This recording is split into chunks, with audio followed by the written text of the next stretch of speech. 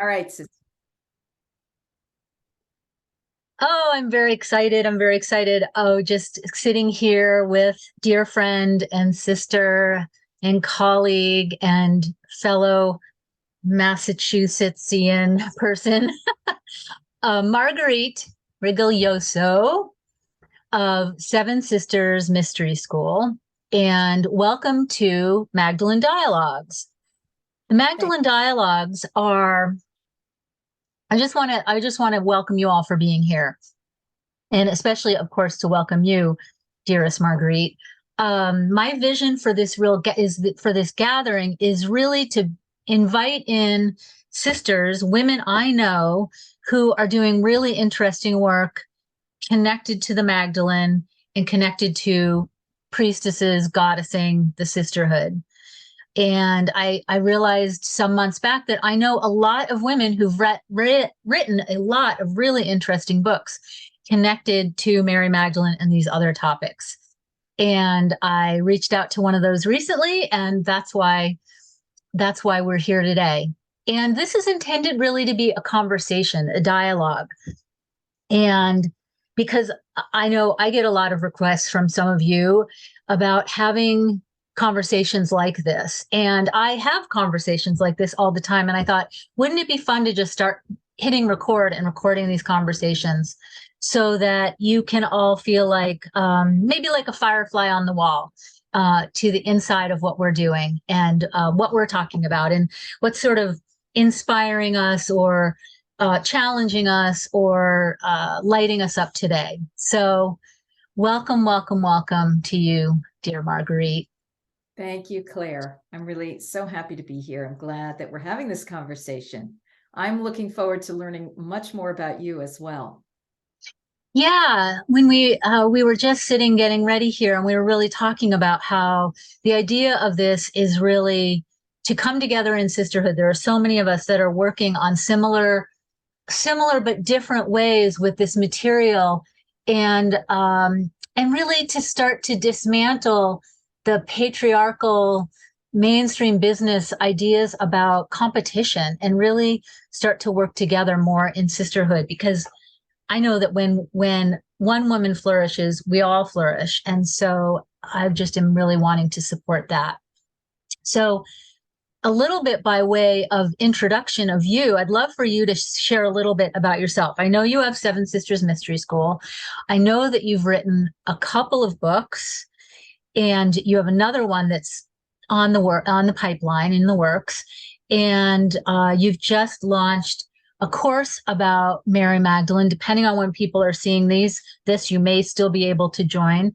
And I wanted to hear about that, but I was wondering if you would want to tell me a little bit or tell us a little bit about um, what about yourself do you feel like we need to know in order to start this conversation?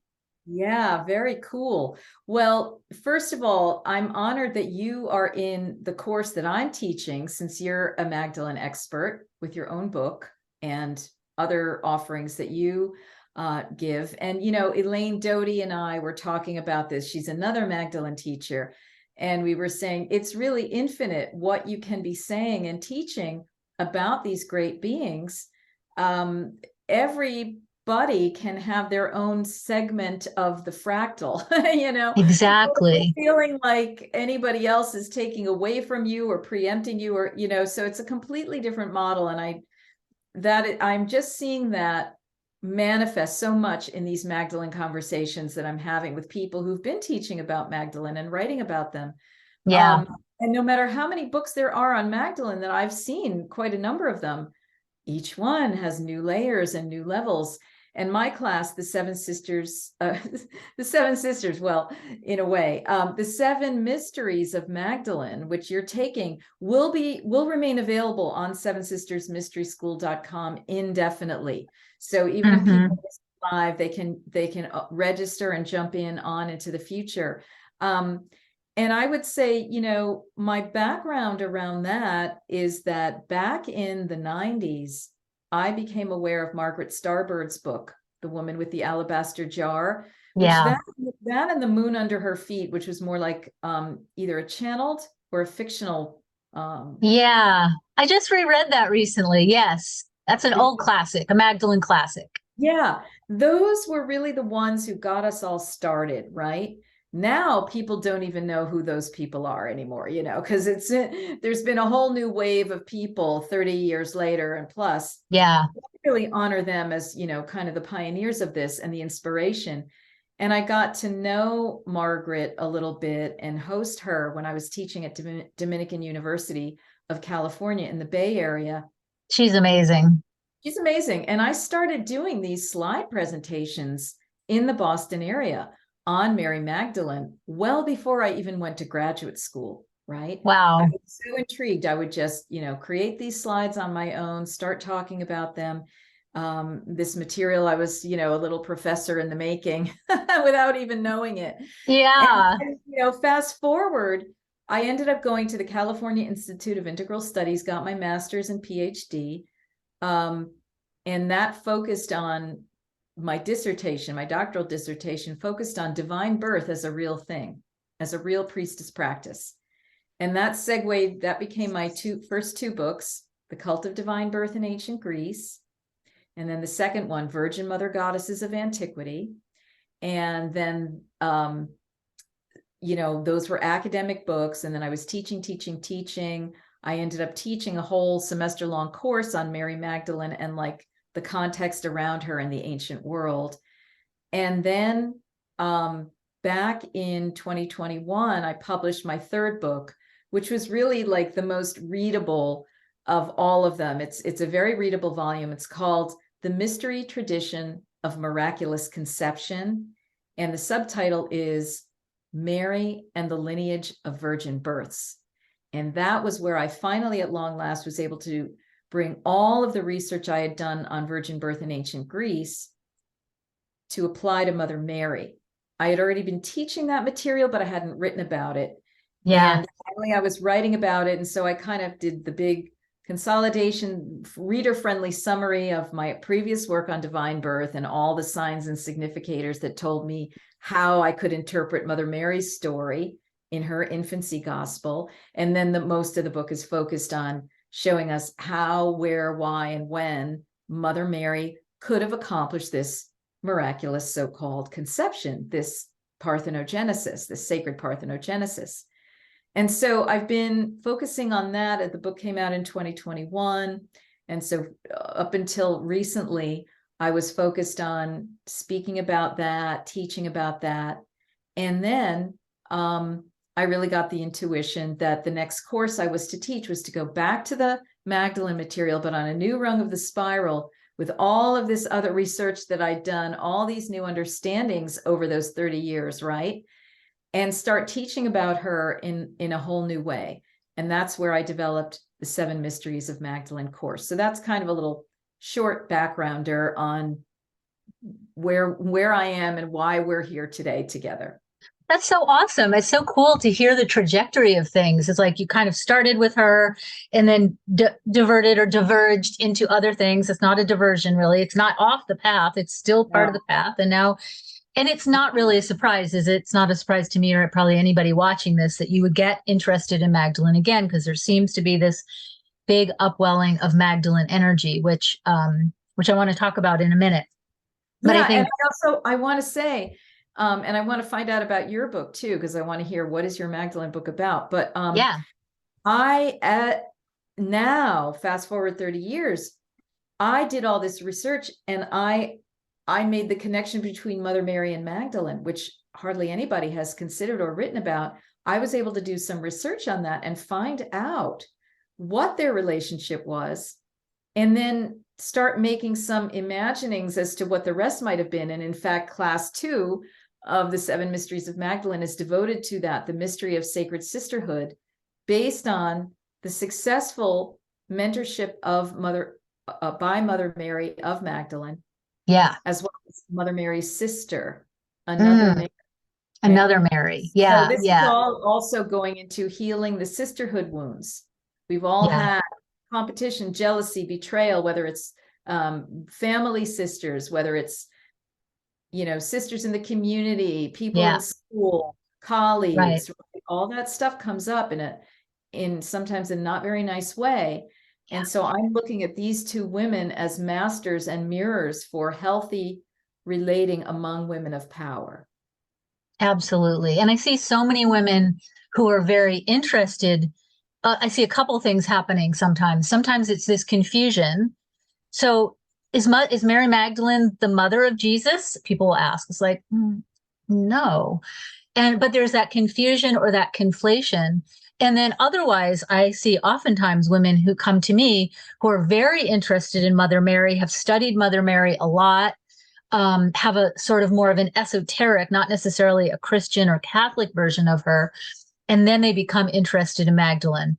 And obviously can come in either direction as well. But to me, I've always really seen them as like two, two pairs of the, two hands of the same pairs of gloves or something like that. Right. That's Yeah, right. that there's really obvious, it's just such an obvious connection. And we know that the Catholic Church, diminished and deprioritized and negated who Magdalene was. And we see that. And a lot of people are writing about that and talking about that.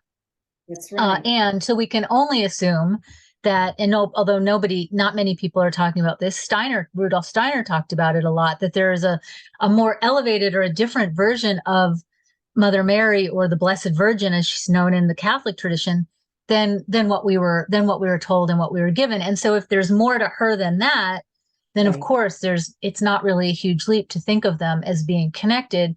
And of course, Mary would be a teacher of Magdalene, and Mary's mother, Anna, was known to be a teacher and a priestess as well. So, there's all this lineage, and we have these different people, just like you and I are different people. So the information, the light comes through us in different ways, pinging one of us in one way and the other in other ways. But it's, it's still sort of the same body of knowledge coming through. So in a way, we're like recreating what was likely happening back then.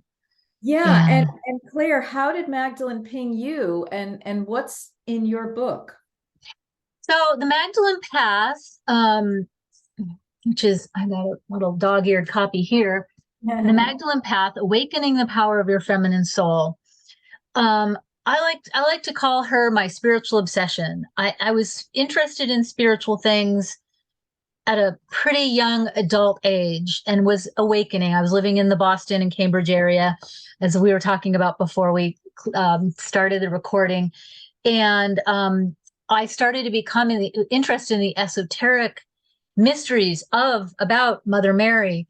And through that, actually found out, was like, well, if Mother Mary isn't who we thought she was, then what about Magdalene? Like that was the way my trajectory came. And so I was always really fascinated by her. But, this was back in the 80s and the 90s, where we didn't have the internet today, where you just pop in. Right, exactly. Where you had to actually go to physical libraries. And I lived in upstate New York. There was an esoteric library in the rural hills there. There's a Waldorf community there, and there's a metaphysical library. So I would go to this library and look up, and always I would be looking in the back in the indexes. Look up Mary Magdalene. What do they say about her? And she's a prostitute. It's like, okay, throw that book away. And always when I'm in any kind of library, not just the esoteric. So I was really questing for my purpose. Fast forward many, many years. And I was living in Oregon at the time and living a really beautiful, very good life. I had a private practice as an art therapist. I was living in this beautiful custom home on a river. I had friends, community, partnership, and I felt incomplete. I felt like there was something more, and I couldn't figure out what it was. And every time I would tune in and tap into guidance, or, be in some sort of ritual and asking for guidance, or on my own meditating, it would be about Mary Magdalene and the awakening of the divine feminine. And, this was in the late 90s, probably, definitely in the 2000s, mid 2000s, early 2000s. And I just was like, not that just, like, to me at the time, it seemed so hard, so strange, so weird. Now, in the circles we run in, especially, we can't go very far without tripping over somebody that's writing a Mary Magdalene book. But at the time, nobody was really talking about her. And I just was like, oh my God, like all of my self-esteem, or all my, what will people think? And are people, all the things of, being at that age where it really mattered to me so much what people thought and that they'd like me. I was buried about it, but that kept coming. And so eventually, and I kept feeling despair about my life. And it's like, well, I have an answer. Maybe I ought to just follow it and see what happens. And so I received in meditation over the course of several months these downloads, which became the Magdalene Path book. And then it took a number of years for me to edit it, because things don't come in nice, tidy packets, chapters organized. And so, so that's the Magdalene Path book. It's really partially about my process, but partially about telling her untold stories and from her, and about the way in which her life impacts and resonates us, how that brings meaning to our lives now, like why she matters now, and what are the messages that she has for us now, which have a lot to do. My work has a lot to do with a lot about the balancing of the masculine and feminine, not solely and totally about that, but that's one of the, I think, streams that's perhaps more unique about my work than some of what other people do. Because we all kind of have our unique we have all the places on the Venn diagram that connect, and then we have our own, like you said, fractals or facets that are our own. Wow. Yeah. Fascinating. And that's part of why I like going to classes with other people such as yourself, because you bring to it your own flavor. You've done your own scholarly work. I'm a lifelong learner. I love learning from other people. Plus, I feel like you're saving me a ton of time, because I'm just kind of like, go to you. I receive what you give. You also give me, resources that I can, then do my own research and diving in on. So, yeah, I love that. Plus, everybody carries their own flair and energy. And so I get to, in a sense, sit at the feet of the Magdalene through my experiences with you, or Elaine, or Margaret. Yeah. Yeah. Yeah. Yeah. Yeah. Yeah. So, so one of the things I was curious about, I think you've already spoken to, which is, because a lot of your work lately has really been focusing on these virgin birth miracles of divine conception, and related to Mother Mary. And now you're bringing back in the Mary Magdalene piece. So I'm curious about what you think is happening around that. Like, was there a particular piece that was missing from the mainstream, or even from the esoteric narrative, that you felt like needed to be brought forward now? Yes, very much so. This has been brewing for a number of years, really. Yeah. Maybe really since I got into the divine birth work, starting in about 2001, I started getting the downpours. But as I started progressing and realizing how Mother Mary was part of this whole living wisdom stream of divine birth, she wasn't the only one, but she was a very high-level adept, if not the most high-level adept. And a visible one too. Very I just need to plug in my thing. Excuse me for a sec. There we go. All right. And then I realized, and as I started embracing the idea that Margaret Starbird brought forth, that Magdalene and Jesus had been love partners, if not married, I was like, well, isn't that curious? Mother Mary gives birth to the avatar, and then Mary Magdalene has sacred marriage with the avatar to potentially create a lineage. And that's what Margaret Starbird said, and that Sarah Kali was the French in the legend, potentially the daughter of them. And there are others who have said that they're lineages of their children, that now go through the planet in order to bring a certain DNA vibrational frequency ultimately, right? Yeah. So I started looking at, well, what would Magdalene's practices have been around this womb work? Mm. That's what I'm going to be discussing in probably, I think, class 3 of the 7 Mysteries of Magdalene, where I'm going to be looking at her sacred marriage relationship with Jesus. And what my evidence is that Magdalene also was a divine birth priestess, but not of the parthenogenesis virgin birth kind. Ah, right. The tantric kind, two ends of a spectrum. Okay, Mm-hmm. a spectrum that I had been aware of for a while. And then I was finally able to get the evidence for Mother Mary. And those are some of the details that we will be looking at in the class that people can then evaluate, which also puts her whole categorization as a prostitute into a whole new understanding, realizing, Right. oh, she wasn't a street prostitute, she was a sacred temple tantrika. Right. May or may not have been associated with a temple, but I feel that all the indications in the esoteric manuscripts indicate that this was part of her work and part of her work with Jesus. And that's why unconsciously or through whatever means, the Catholic Church slapped the prostitute label on her. So those are just some little teasers. Yeah, those are That, some good teasers. Those are some yeah. good tidbits.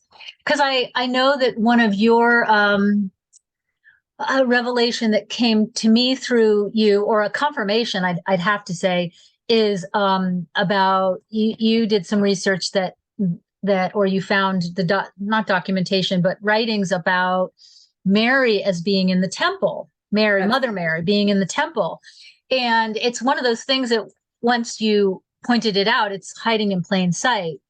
But it's in her infancy gospel. It's called the Infancy Gospel of James.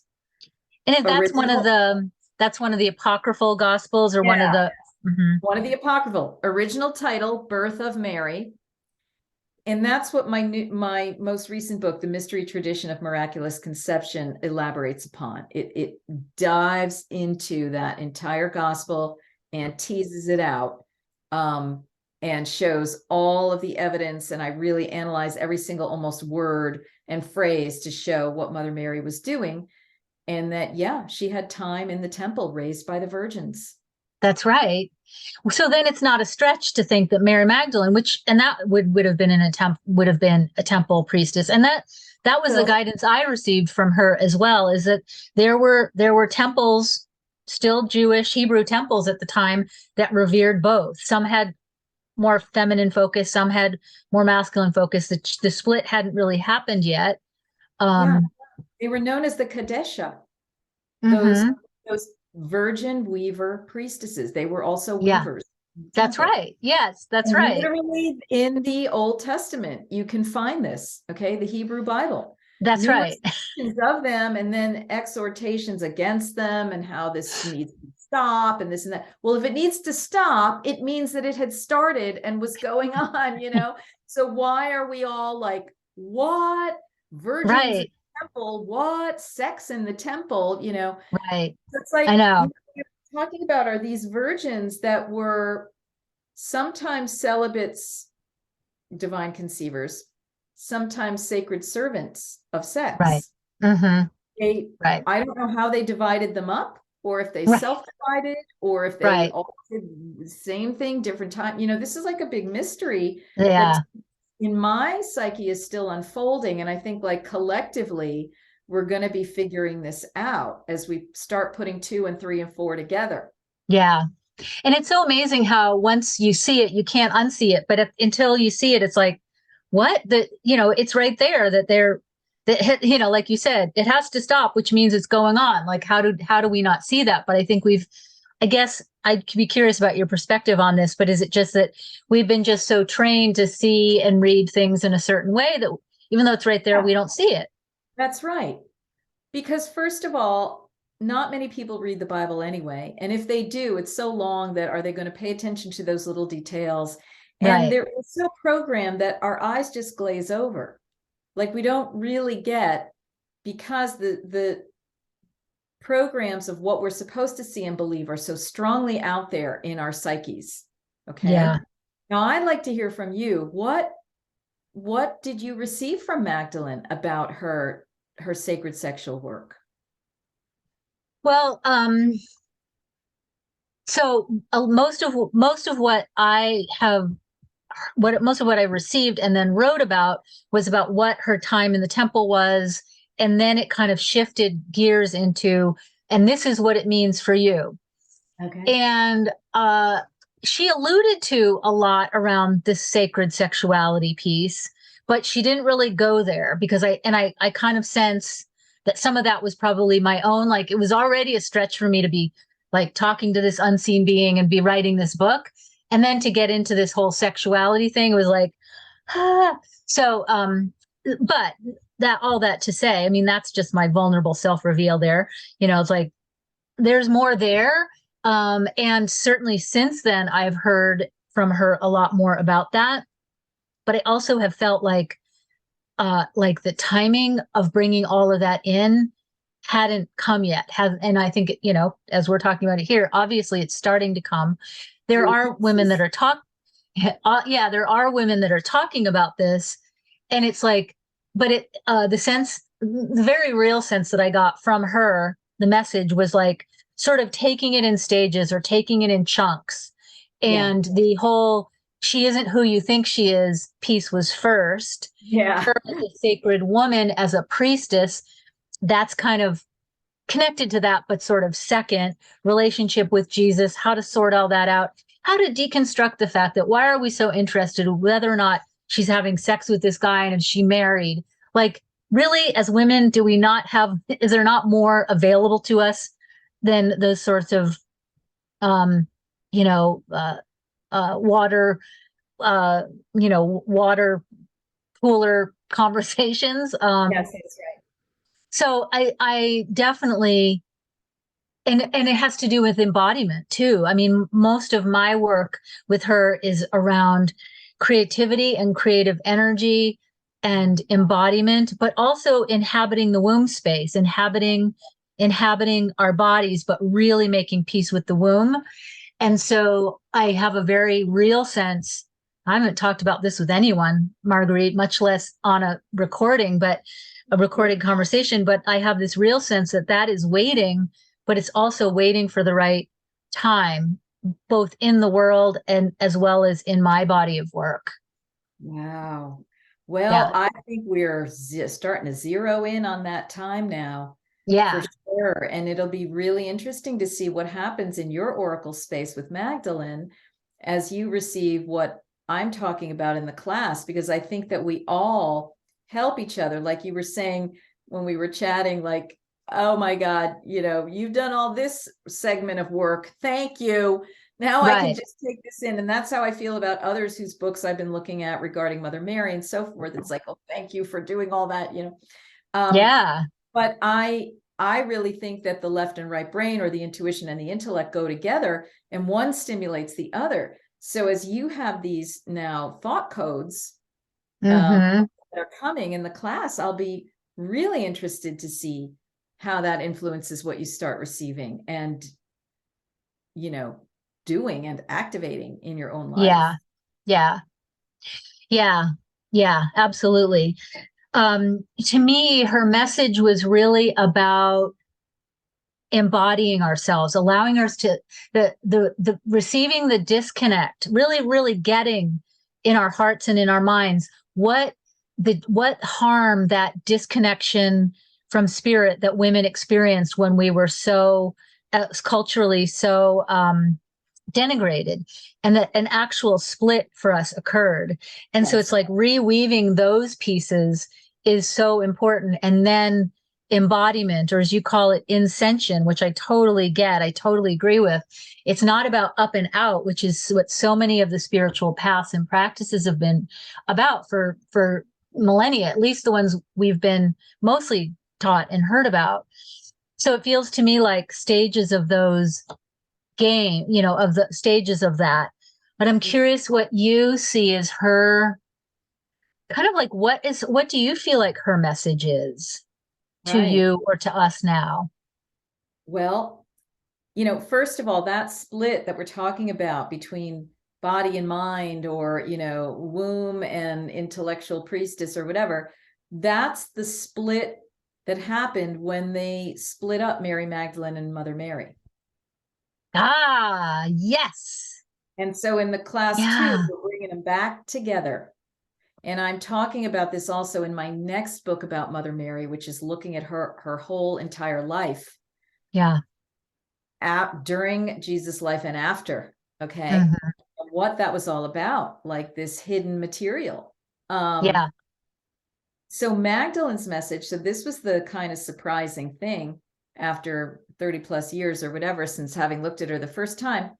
I did a lady cannabis ceremony publicly on Zoom, which is in my February co-creating the new earth with the subtle realms and the Fae show. Okay. And so that was an hour and a half of me in lady cannabis ceremony receiving the Magdalene. Now I thought it's just going to be Marguerite's usual, she's the mouthpiece for information. Hmm. My God, I get started in and I'm like, whoa, she wanted me to embody her. Ah. And I'm like, wait a minute, what do you mean? And she's like, well, don't worry. This is about everyone embodying me. You're not, you're special and you're not special. And it's like, oh my God. So the whole cannabis ceremony theme was about you as the Magdalene, and how do you embody her, and what does it mean to embody her, and what does that turn on in your DNA as you allow her, like holographic image, to be present along with your sovereign personality, right? Yeah. That she's activating certain aspects of your light body that she perfected, right? But then that are actually within us still in Yeah. our divine angelic human DNA.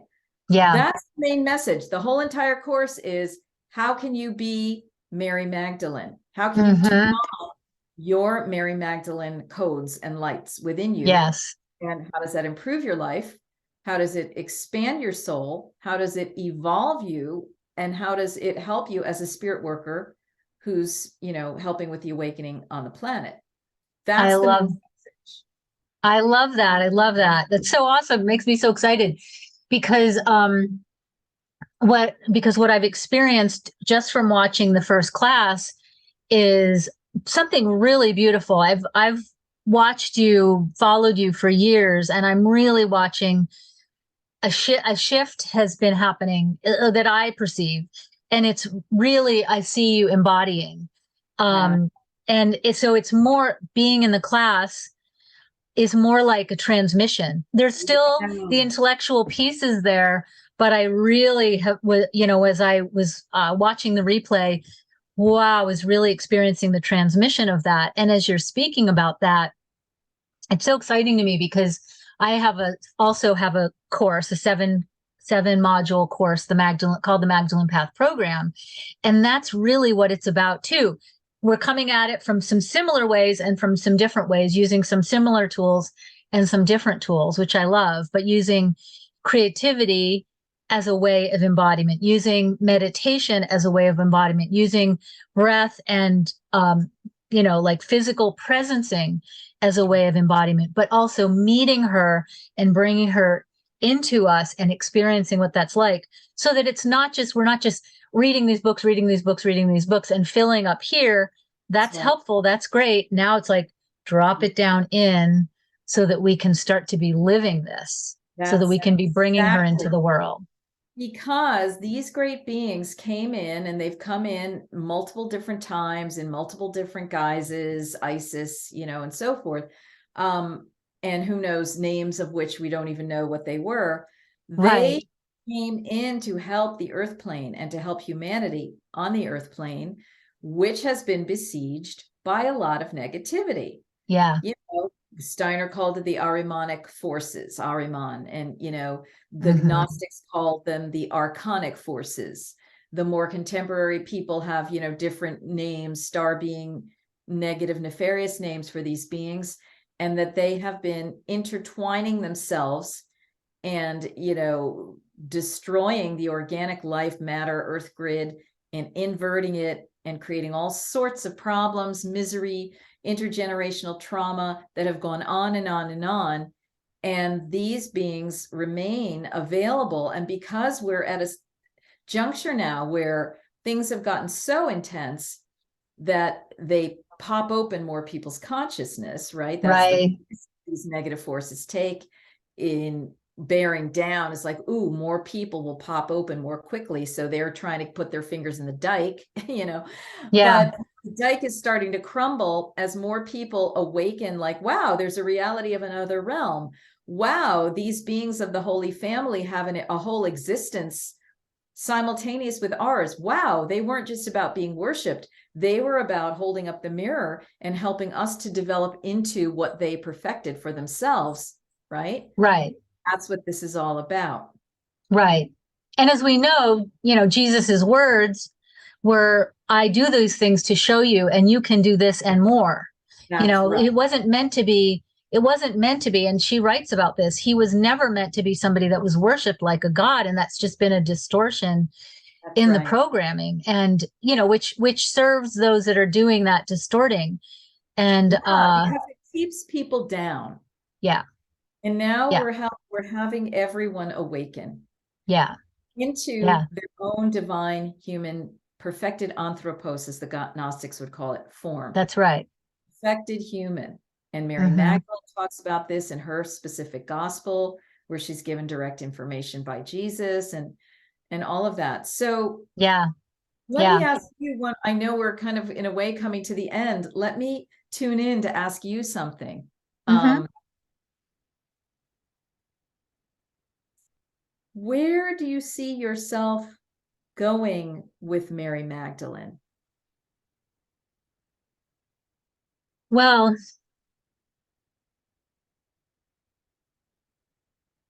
I mean, just through this conversation, there's this whole sacred sexuality piece.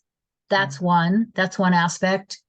Um, Allowing women to deepen further into their own embodiment. That's another piece. Yeah. One thing I'm seeing a lot in my private practice, and particularly I have a spa sanctuary at a boutique hotel that my husband and I own in the Columbia River Gorge. And I'm seeing a lot of women who are, like you're saying, popping open. They're not having these like spiritual emergencies like people used to talk about or have like in the 80s and 90s. Right. It's more just that they're curious, or they're open to things that they never would have, that they never would have been open to or done before, or they're just overdoing it the way they've been doing it. They don't know quite a new way, but they're open for the first time to what's Reiki, what's crystal gem healing, what's healing, working with sacred anointing and sacred anointing and oils and things like that. So, so those are some directions. But also I'm starting to convene a community using Mighty Networks, which is an online platform that is kind of combines the best of Facebook with the best of some online class portals in a sense. And so it'll be a place where people can come together in community. And part of why I want to be doing these Magdalene dialogues, and I have an inspiration around doing a book club where we take a book like one of your books. I'd like to use one of your books. Maybe it's your recent book, maybe it's the one that's just in the pipeline. We'll talk about that after and see. But we take a book and everybody every month is reading that book, and where there's questions in the portal about that book, and then there's a conversation with the author about that book. And then doing these Magdalene dialogues where we're really kind of getting into who she really is, or who she really was, or who she is now. And what does that mean for my life today? How do I live and embody that in my life? Because that's mostly what I'm seeing. I'm seeing a lot of curiosity for women with that. Like, how do I use this? So those kinds of things. And also, just doing deeper dives into sacred creativity. How do we use our creativity, our art making or poetry making or writing as a tool for divine inspiration? I did it using the Magdalene Path book, so I know that about writing, and I do different kinds of paintings and art, and so I like those can be oracular too. And also and as an art therapist, like ways of working out what's going on inside of us so that we can bring those out to the world. So those Wow. are some, Juicy. that's kind of what's happening in the back of my world, is putting Mm. together this Magdalene Sanctuary on Mighty Network to convene a place that's all things Magdalene, and to build sisterhood. Because one of the things that I'm not surprised by it anymore, but I was always surprised when I would ask people about my courses and classes, like, why are you coming? And of course, it has to do with Magdalene. But one of the things that they say all the time is the sisterhood. I want community, because oftentimes we're living in these. I mean, I live in a pretty remote place. You live in kind of a remote place. Some people are living, in very urban places, but can still feel very isolated around this. So it's a chance to come together and experience, like, and not feel so alone in this, and feel like there is a sisterhood, um, and there is priestessing that is happening and that needs to happen. So that's also one of my growing edges. That's So beautiful. You're gathering back the tribe of women of, like, you know, the early church and beyond. I'm finding out how many women there were around Mother Mary and Jesus and Magdalene. Like, yeah, it's like a whole school of people that would go out into the world and be mentored to teach, right? And yeah, so, yeah, wow, it's yeah. yeah, community, community, community. And not everyone needs to do it on on a platform or at the level that you and I are doing it at. It can be people that are just not just, because it's not a diminishment. There's ways to be priestessing in our own community, with our own family, in our workplace, or just even changing how we're seeing our lives, so that we start to really reclaim this idea that we're priestessing, which has been so it's been so denigrated and defiled and denied, that it's like it doesn't even exist in people's terminology a lot of time. No, priestess, what's that?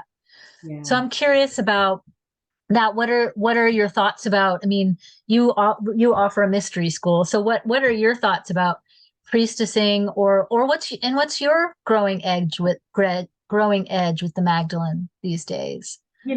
My growing edge with the Magdalene and with Mother Mary, because I meditate with them together, Mm, is really all about not only teaching what I've learned and offering these energetic, frequencies that you're saying, but my own personal path of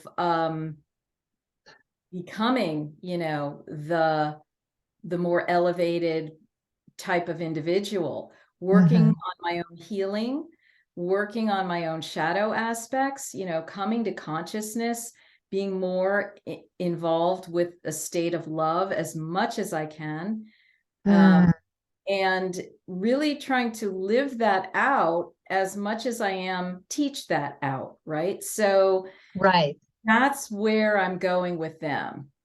Yeah, that's Yeah. awesome. Mhm. Well, I want to ask you one last juicy question. Although we've had so many, but before I do that, how do we experience more of this? I know that will add all of the information. You've mentioned your books, you've mentioned other books, your website. We'll have all of that in the show notes or the comments, depending on what platform you're seeing this on. So if you've been madly scribbling and you're wondering, oh, what did she say before? That's going to all be in the area below. But how can we experience more of this? What do you have coming up? How can sisters find out more about you? Right. Well, I just invite everybody to go to sevensistersmysteryschool.com. And the seven is written out, Seven. And there you'll find many, many things. We have a navigation tab that has free resources. It has our online courses. You can go and find the Seven Mysteries of Magdalene and go there. There are several free videos associated with it that can let you wet your whistle, so to speak. And, I have a course on Mother Mary there as well, the Mother Mary mystery teachings, okay? The Holy Womb chakra teachings. These are like things that are all kind of going together in this like Yeah, PhD curriculum type yeah, thing. They're all kind of the complete protein of what you could get if you took these various courses at Seven Sisters Mystery School is pretty transformative, right? And so you can start at any level, the free level, the low cost level, any of that. People can have sessions with me. I hope a lot of more people will come to this Seven Mysteries of Magdalene course and expand beyond there. You can always go to my YouTube channel, Marguerite Rigolioso. I have many of my videos that I've done on my first book about Mother Mary, ongoing, other talks that I've had about Mary Magdalene, conversations like this, Claire. Yeah.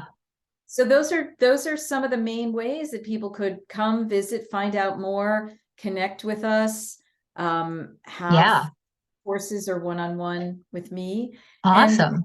And maybe for the folks that will be coming through my community, can you do the same for yourself? Tell us. Yeah. So my book, The Magdalene Path, is available at magdalenepath.com and any online or local. Support your local booksellers. Support your local booksellers on. But also, the Magdalene Path book is now out on Audible. I was delighted to finally get to release an audiobook version. So the Magdalene Path book is on Audible.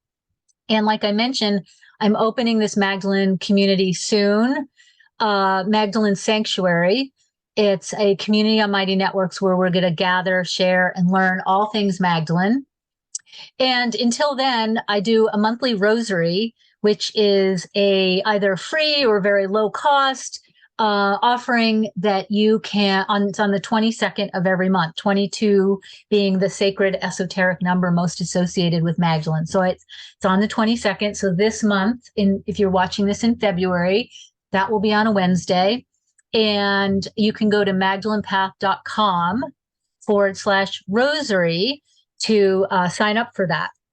And like I said, all of these details will be shared in the comments or the show notes, depending on which platform you're seeing this. I also have a YouTube channel. So if you want to see previous rosaries or dip into things that are some free offerings, those are at Magdalene Path on YouTube. So one last question.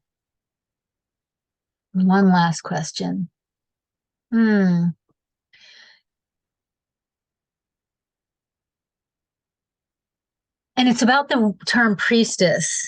So I'm just wondering what you might have to share with us about the word or the term priestess.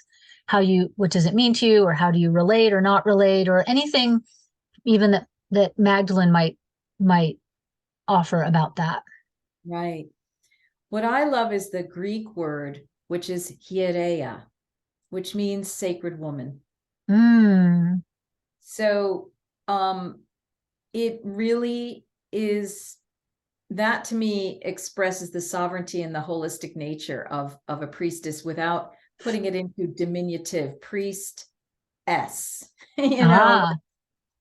a feminine version of the priest. No, this is a sacred woman in and of herself.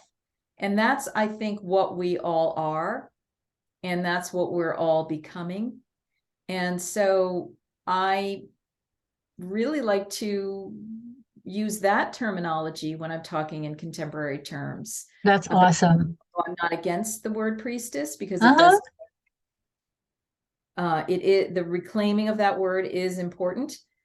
But what was it originally when there were these such women? They were called different things. Yeah, that's beautiful. Yeah, your scholarship is impressive and always very heartfelt as well. I don't want to put you on the spot, but is there any blessing or any final words you'd like to say in close? Yeah, let's just tune in for a second together. Yeah. We'll both do this, and I can begin by just saying, I feel Magdalene inviting us all to hold up the mirror to ourselves and see ourselves as a reflection of the divine. And whether you want to start by seeing yourself as a reflection of the Magdalene or Mother Mary or whoever, That's fine. But eventually, this is about seeing your sovereign self as the manifestation of Divine Mother that you are.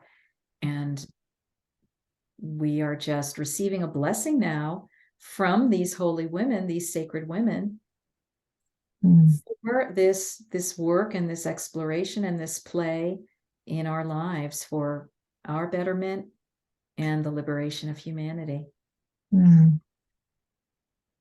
Beautiful. So just taking a deep breath in, everyone, if you can, if you're in a place where you can close your eyes. Just allowing yourself to be open and receiving this blessing, these light codes, taking this deeply into your body, into your being, into all aspects of yourself. Knowing you are worthy, you are enough, and you are the ones we've been waiting for. We are the ones we've been waiting for. Just bowing in great gratitude and thanks to Marguerite Rigolioso of Seven Sisters Mystery School. And I look forward to more conversations like this and getting you in the book club and having more happening between us. I feel very grateful for this conversation with you during a very busy time. So I look forward to more soon. Okay, bye for and thanks now. to everybody else that's with us. We'll look forward to hearing from you as well. Take care. Bye for now, beloveds.